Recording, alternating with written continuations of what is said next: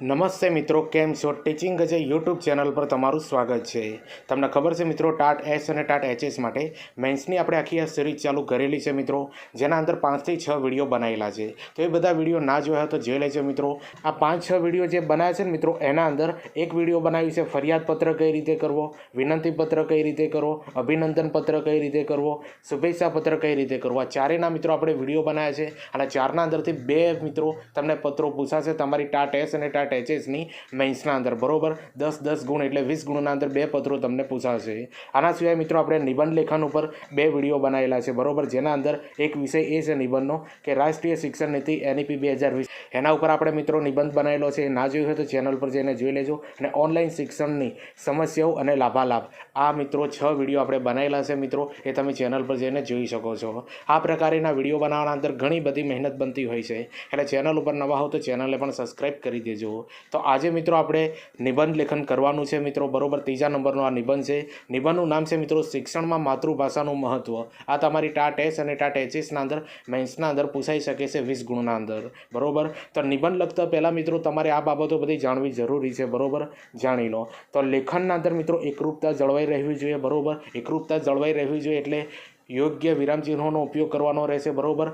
શબ્દો વચ્ચે જગ્યા રાખવાની રહેશે, બરોબર। અને જે અંતરણ ચિહ્નોના અંદર જે લખવાનું હોય ને મિત્રો, જે કોટેશન, એ પણ લખવા પડશે અને ઉપરની અથવા નીચેની લીટીના અંદર અડાડીને તમારે લખવું પડશે। તો આ બધી લેખનની એકરૂપતા કહેવાય છે। પછી તમને ખબર છે કે યોગ્ય વિરામચિહ્નોનો ઉપયોગ કરવાનો, જોડણીની બિલકુલ ભૂલો કરવાની નથી મિત્રો। ભૂલો થતી હોય તો લેખન 2 થી 3 કલાક મિત્રો દિવસનું લખવાનું રાખો કે જેથી કરીને તમારી ભૂલો સુધરી જાય, બરોબર। અને બીજી મહત્વની વસ્તુ કે છેકછાક નહીં કરવાનું। કોઈ શબ્દ ખોટો લખાય તો એક લીટી મારીને નવો શબ્દ એનો લખી દેવાનો, બરોબર। બિલકુલ છેકછાક કરવાનું નથી। આ બધી બાબતો ધ્યાનમાં રાખવાની છે। હવે મહત્વની બાબત એ છે મિત્રો કે નિબંધ કયા ફ્લોના અંદર લખવાનો।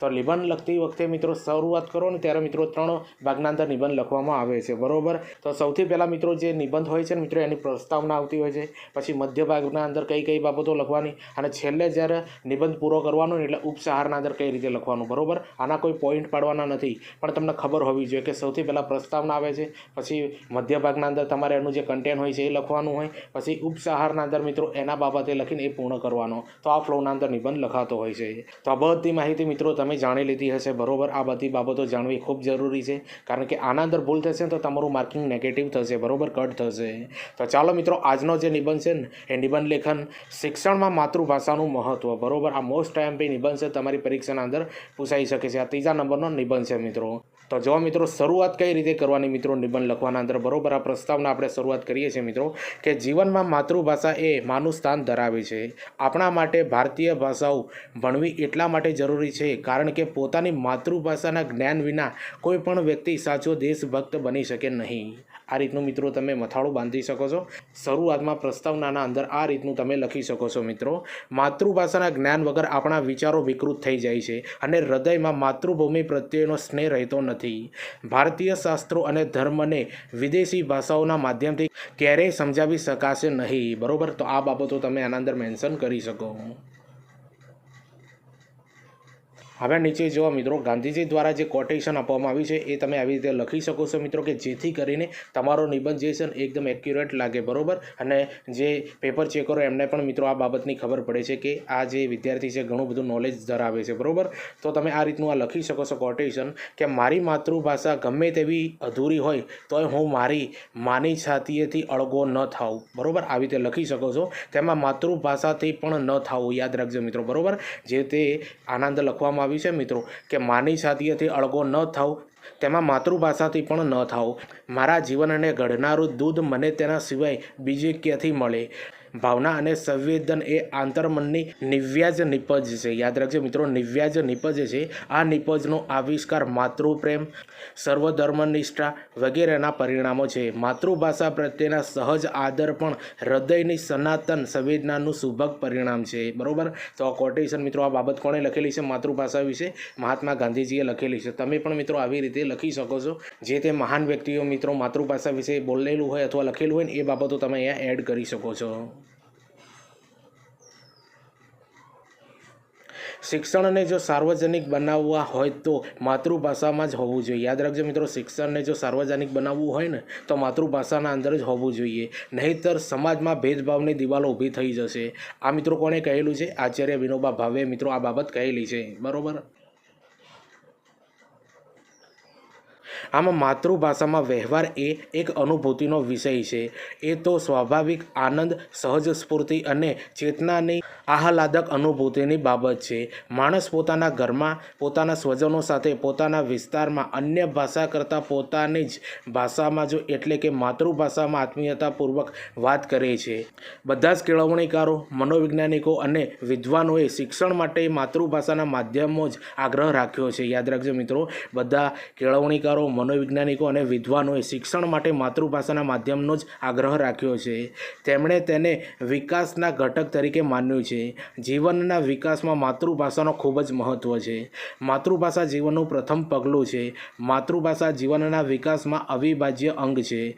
માણસના હૃદયમાં ધબકારા, શ્વાસ અને લોહીની ધમનીઓમાં માતૃભાષા છવાયેલી હોય છે. તો જો મિત્રો, આજના શિક્ષણના અંદર મિત્રો જે માતૃભાષાનું મહત્ત્વ છે ને તમે બધું આ રીતે લખી શકો છો મિત્રો, કે જેથી કરીને તમને સારા એવા માર્ક્સ મળે. બરોબર. આવી રીતે સ્ટેપ બાય સ્ટેપ તમારે લખવાનું રહેશે. અને નિબંધ ગમતો હોય મિત્રો લાઇક, શેર, કોમેન્ટ કરી દેજો. ચેનલ ઉપર નવા હો તો ચેનલને પણ સબસ્ક્રાઈબ કરી દેજો. અગાઉ આપણે 2 નિબંધ બનાવ્યા છે મિત્રો. બરોબર. એક બનાવ્યો છે મિત્રો NEP 2020. બરોબર, રાષ્ટ્રીય શિક્ષણ નીતિ 2020. એ તમે ના જોયો તો જોઈ લેજો, જે તમારી પરીક્ષાના અંદર પૂછાઈ શકે છે.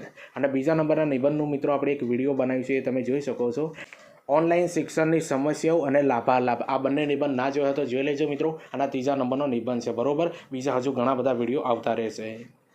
હવે તમે મિત્રો નીચે નિબંધના અંદર માતૃભાષાના શિક્ષણનું મહત્ત્વ હવે એક ટોપિક આપી શકો છો મિત્રો, પોઈન્ટ પાડી શકો છો. બરોબર, કે જેથી કરીને આ નિબંધ જે છે ને એક ફ્લોના અંદર સારી રીતે લખાય છે. બરોબર. આ બધું જે આવે છે ને એ નિબંધના મધ્ય ભાગના અંદર આવે છે. શરૂઆતના અંદર આપણે મિત્રો પ્રસ્તાવના બાંધી. બરોબર, નિબંધની. હવે જે છે ને મિત્રો એ નિબંધને મધ્ય ભાગ છે. તો માતૃભાષા શિક્ષણનું મહત્ત્વ યાદ રાખજો મિત્રો. માતૃભાષા શિક્ષણનું મહત્ત્વ આવી રીતે તમે એક ટોપિક આપી શકો છો. બરોબર, જેના અંદર જીવનમાં સફળ અને જેમને વિશે સર્જન કર્યું હોય તેવા વ્યક્તિમાં મોટાભાગના લોકો એવું માને છે કે તેમની સફળતાનું કારણ તેમને માતૃભાષાના શિક્ષણ મળ્યું છે. તે જ છે સર્વ વિષયોનો પાયો માતૃભાષા છે. માતૃભાષા એ શિક્ષણમાં ચારણી છે. બરોબર. યાદ રાખજો, માતૃભાષા એ શિક્ષણમાં ચારણી છે. જે માહિતી માતૃભાષા દ્વારા આપી શકાય છે તે બીજા ગ્રુપમાં હજમ કરી ન શકાય. યાદ રાખજો મિત્રો, આ એક વાક્ય લખેલું છે. માતૃભાષા એ શિક્ષણમાં ચારણી છે. જે માહિતી માતૃભાષા દ્વારા આપી શકાય તે બીજા ગ્રુપમાં હજમ કરી ન શકાય. બરોબર. આ કોટેશન કોને આપેલું છે? કાકા સાહેબ કાલેલકરે આપેલું છે.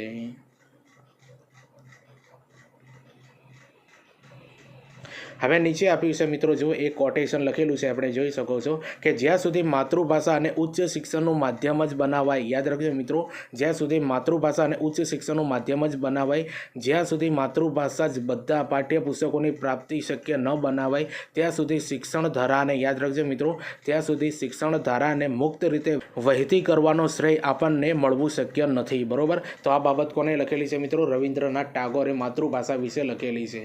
આ બધા કોટેશનો લખવાથી મિત્રો તમને સારા એવા વધારે માર્ક્સ મળે છે. બરોબર, એટલે યાદ કરી લેવાના. હવે માતૃભાષા રાષ્ટ્ર કેળવણીનું એક પ્રમુખ અંગ છે. માતૃભાષા વિના શિક્ષણની કલ્પના અશક્ય છે.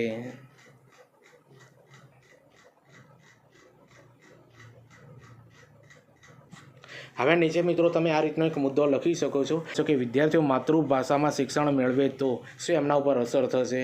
તો વિષય વસ્તુને સારી રીતે સમજી શકે છે, વિષય વસ્તુમાં રહેલા ભાવો અને વિચારોને સમજી આત્મસાત કરી શકે છે મિત્રો આ વિદ્યાર્થીઓ. બરોબર. માતૃભાષામાં શિક્ષણ મેળવે ત્યારે દરેક બાબતોને પોતાની ભાષામાં સારી રીતે અભિવ્યક્ત કરી શકે છે. પોતાની મુશ્કેલીઓ શિક્ષક સમક્ષ સારી રીતે રજૂ કરી શકે છે. અદ્યતન પ્રક્રિયા શક્તિ અને સમય બચાવી શકે છે.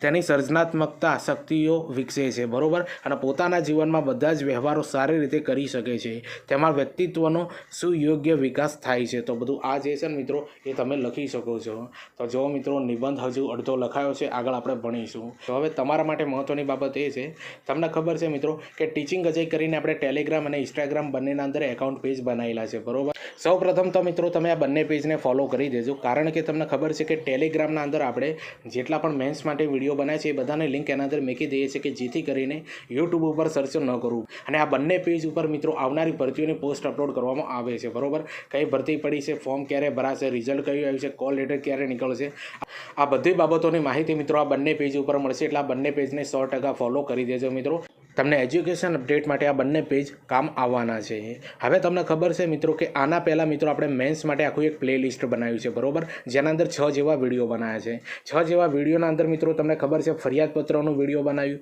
વિનંતી પત્રનું એક વિડીયો બનાવ્યું છે, અભિનંદન પત્રનું વિડીયો બનાવ્યું અને શુભેચ્છા પત્ર. બરોબર, આ 4 પત્રનું વિડીયો બનાવ્યું છે. તમે જોઈ લેજો મિત્રો એની પેટન્ટ કઈ રીતે લખવાની છે. બરોબર, એનું ફોર્મેટ કેવું છે એ પણ તમે વિડીયોના અંદર જુઓ અને તમારા મિત્રોને શેર કરજો. આના અંદરથી તમને કોઈ પણ 2 નિબંધ પૂછાશે મિત્રો. બરોબર, 10 ગુણના અંદર એટલે 20 ગુણના અંદર મિત્રો તમને 2 નિબંધ પૂછાવાના છે. બરોબર, આના સિવાય મિત્રો આપણે નિબંધ લેખન ઉપર 2 વિડીયો બનાવેલા છે. બરોબર, એ તમે ના જોયા હોય તો ચેનલ પર જોઈ લેજો. બરોબર, NEP 2020 ઉપર. અને બીજો નિબંધ બનાવ્યો છે ઓનલાઈન શિક્ષણની સમસ્યાઓ અને લાભાલાભ. અને 3જા નંબરનો આ નિબંધ છે મિત્રો શિક્ષણમાં માતૃભાષાનું મહત્વ. બરોબર, આ 3 નિબંધ તમે જોજો અને 4 પત્રો. બરોબર, હજુ બીજા ઘણા બધા વિડીયો આવશે.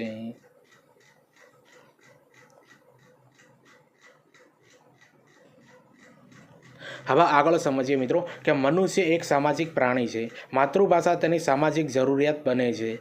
ભાષા એ સામાજિક વ્યવહારોનો એકમાત્ર સાધન છે. વ્યક્તિ પોતાની માતૃભાષામાં અભિવ્યક્ત કરીને ભાષાને મધુરતા દ્વારા બીજા અને પોતાના તરફ આકર્ષી શકે છે. તે ઉપરાંત સંબંધો બાંધવામાં અને ટકાવી રાખવામાં માતૃભાષા ઉપયોગી બને છે. પોતાના સામાજિક વ્યવહારોને સશક્ત અને અસરકારક બનાવી સમાજમાં આગવું સ્થાન પ્રાપ્ત કરી શકે છે. કોઈપણ સમાજના વિકાસ માટે સમાજના લોકોની ભાષાનો ખૂબ જ મોટો ફાળો હોય છે. રાષ્ટ્રીય પ્રગતિ સમાજમાં લોકોમાં તેમની માતૃભાષા પ્રત્યેની આસ્થા પર આભારી છે. માતૃભાષા શિક્ષણ દ્વારા જ વ્યક્તિ સામાજિક જીવન ટકાવી શકે છે. તો આ બધું મહત્ત્વ જે છે ને મિત્રો એ માતૃભાષા વિશેનું તમે લખી શકો છો. બરાબર, કે જેથી કરીને તમને સારા એવા માર્ક્સ મળી શકે.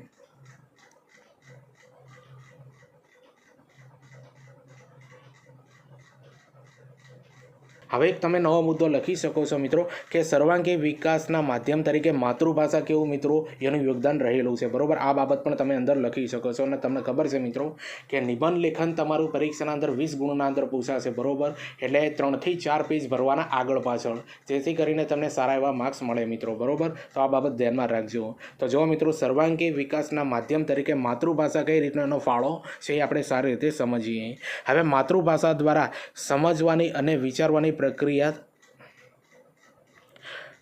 ખીલવી શકાય છે. કોઈ પણ વસ્તુ, પદાર્થો, વ્યક્તિ કે ઘટનાને સમજવા તેની ઓળખ મેળવવી પડે છે. ભાષાની મદદથી અમૂર્ત વિચારણા પણ કરી શકાય છે.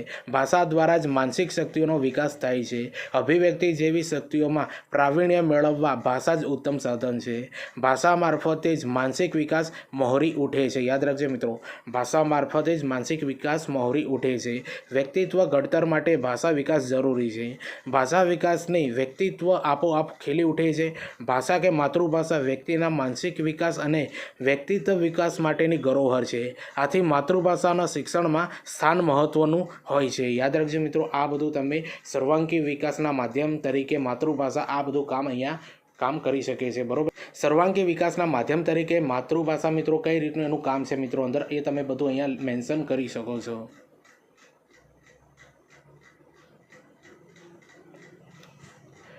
ગુજરાતીનું શિક્ષણ કાર્ય કરતા ભાષા શિક્ષક પાસે શિક્ષણ કાર્ય પાત્રતાની દ્રષ્ટિએ કેટલીક અપેક્ષાઓ રાખવામાં આવે છે. શિક્ષણની પ્રક્રિયામાં શિક્ષકનું સ્થાન ચાવીરૂપ છે.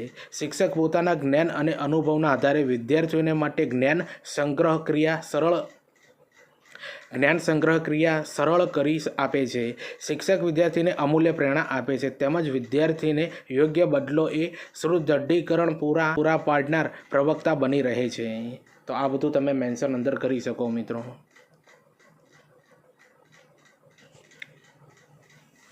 ભાષાના શિક્ષક સી રીતે અસરકારક, કાર્યક્ષમ કે સફળ બની શકે? આનો ઉત્તર એ છે કે ભાષાના વિષયમાં સુસજ્જતા પ્રાપ્ત કરીને અને કેટલાક વ્યક્તિત્વ ગુણો કેળવીને ભાષા શિક્ષક પોતાના કાર્યમાં અસરકારક, કાર્યક્ષમ કે સફળ બની શકે છે. શિક્ષક જન્મે છે, બનતા નથી એવી એક જાણીતી યુક્તિ છે, પણ આ યુક્તિ અંતિમ સત્ય કે પૂર્ણ સત્ય નથી. ઉત્તમ શિક્ષકોની દુર્લભતા તરફથી તીવ્રતમ અભિવ્યક્તિ રૂપે આયુક્ત અસ્તિત્વમાં આવી હોય તે બનાવજોગ છે. શિક્ષક થયેલ પ્રત્યેક વ્યક્તિ જો પૂરો પુરુષાર્થ કરે તો જરૂર સારો શિક્ષક બની શકે છે. તો આ બધી બાબતો તમે અંદર મેન્શન કરી શકો છો મિત્રો. હવે આગળ આપણે લખી શકીએ છીએ મિત્રો કે માતૃભાષા એટલે બાળકને મા દ્વારા વારસામાં મળેલી ભાષા.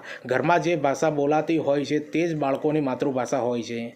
ઘર તથા આસપાસના વાતાવરણમાંથી બાળક ભાષા બોલતા શીખે છે, જે એની પોતાની ભાષા બની રહી છે. આમ પ્રાથમિક અને માધ્યમિક શિક્ષણ માતૃભાષા દ્વારા આપવો ઈષ્ટ ગણાય છે. બરાબર, તો આવી રીતે મિત્રો તમે આ બધું મેન્શન કરી શકો. અને નીચે મિત્રો એક સરસ મજાની મેં બાબત લખી છે કે માતૃભાષા ત્વચા છે, જ્યારે અન્ય ભાષા વસ્ત્ર છે. બરાબર, આવું તમે આના અંદર લખી શકો છો કે જેથી કરીને મિત્રો સારા એવા માર્ક્સ તમને મળે. બરાબર, મને મારી ગુજરાતી ભાષા પર ખૂબ જ ગર્વ છે. બરાબર, જુઓ આ નિબંધ હવે પૂરો થાય છે અને પૂરો થાય ને ત્યારે મિત્રો ઉપસહારના અંદર તમે આવી બધી બાબતો લખી શકો છો કે મને મારી ગુજરાતી ભાષા પર ખૂબ જ ગર્વ છે. ગુજરાતી ધરતી પર નરસિંહ મહેતાના ભજનો, મીરાબાઈના ભજનો, છપ્પા અખાના વગેરે ગુજરાતી ભાષામાં થયેલ છે. ગુજરાતી ભાષામાં કરેલ અભ્યાસ વ્યક્તિ માટે ખૂબ જ ઉપયોગી છે, કારણ કે તે પોતાની ભાષામાં પોતાના વિચારો રજૂ કરી શકે છે. તો આ બાબત મિત્રો તમે અહીંયા આવી રીતે મેન્શન કરી શકો છો. બરાબર, તો જો મિત્રો શિક્ષણના અંદર માતૃભાષાનું મહત્ત્વ શું છે મિત્રો, એનો નિબંધ આપણે સારી રીતે અહીંયા લખ્યો છે મિત્રો.